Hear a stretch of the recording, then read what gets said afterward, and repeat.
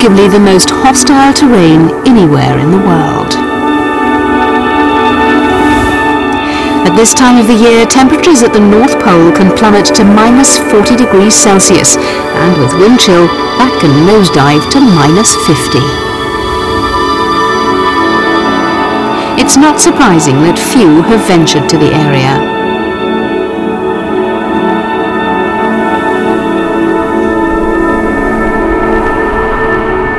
But last month, a group of 27 competitors embarked on the adventure of a lifetime to reach the magnetic North Pole in the 2008 Polar Challenge. The competitors, who are not professional racing teams and can have little or no experience of Arctic conditions, have to pull a 120-pound pulk of supplies for the entire 315 nautical mile trek. It's something I've dreamed about for many years. Talked at school about doing something to motivate and inspire the children at the school that I am head of, but also in other schools in the Bradford area. And I think this is one of the things, it's proving you can do the extraordinary. And if you're determined to put your mind to it, you can do just about anything you want. The 9 teams prepared for the expedition by first attending a training camp in Norway. To win the race, all 3 of the personnel in each team have to cross the finish line together. Joining the majority of British teams this year are 3 international outfits, one of which is Polar Flame, made up of Da Liang from China and Thomas Carrier and Leslie Dallin-Gok from France. It was our first full day of skiing. It feels really great to spend the day outdoor and enjoying the real team spirit. We have set up the tent several times just to get used to it.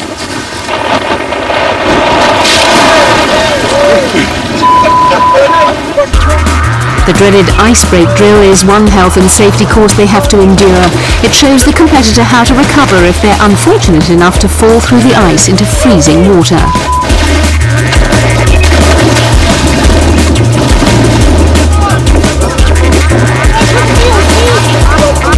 The fear of going in is probably worse than actually getting in there. Once you're in, it's not too bad, and then when you come out it's horrendous.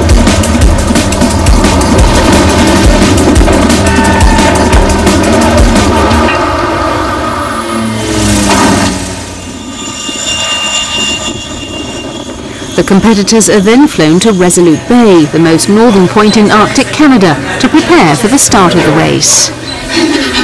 And they're greeted with traditional throat singing from members of the local Inuit community.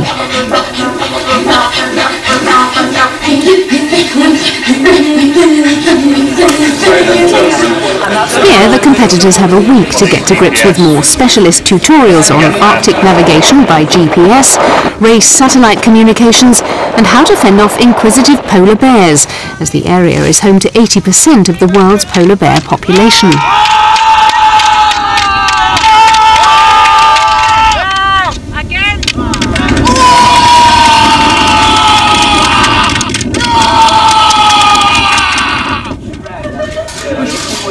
To further counteract the bear threat, the competitors are given firearms training to use as a last resort if they cannot scare away the region's most feared predator.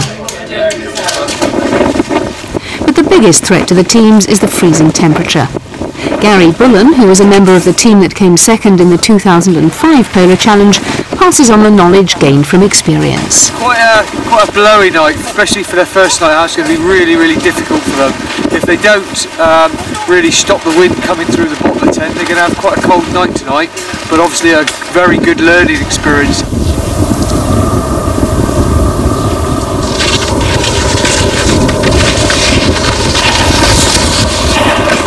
Good morning, everybody! If you thought the competitors had already started the race, you'd be wrong. They're just trekking the 65 miles to the start line in the Polaris mine area.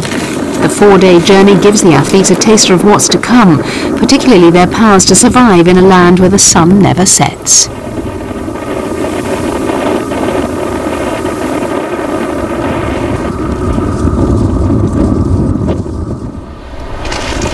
After the coldest and longest warm-up in world sport, the competitors finally reach the start line.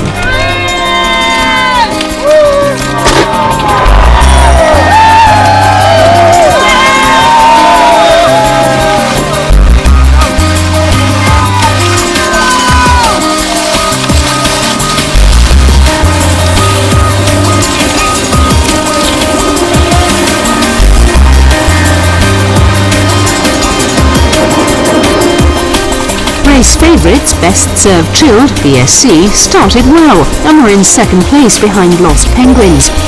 However, BSC had lost a man as Giles Greenslade decided not to go on after the trek to the start line. This makes the twosome of Barney Franklin and Steve Napier ineligible for the title, even if they crossed the line first. But Lost Penguins continued to steam ahead.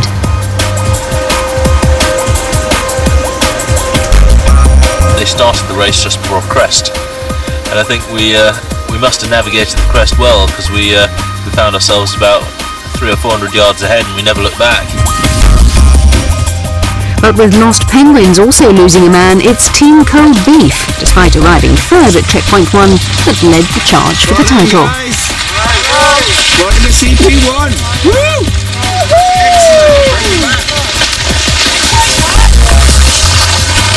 After a rest and chance to replenish supplies, the team, made up of Paul Moxon, Jamie Wood and Angus King, went off to checkpoint 2.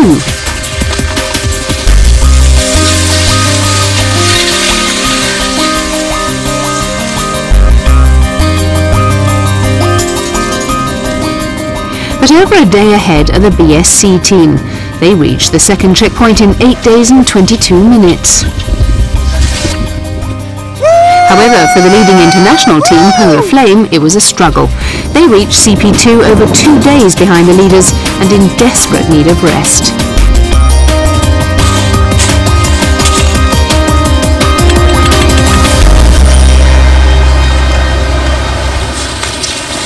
However, as they set up camp, Cold Beef were closing in on the magnetic North Pole.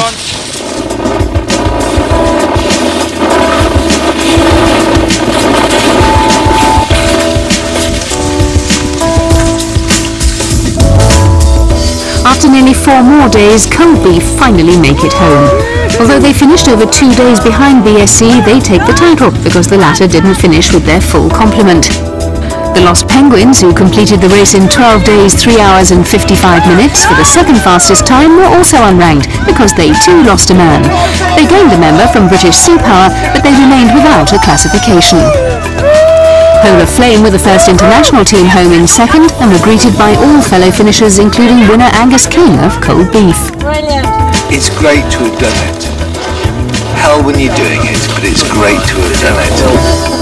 And the only way to celebrate completing the grueling journey is with a pole dance.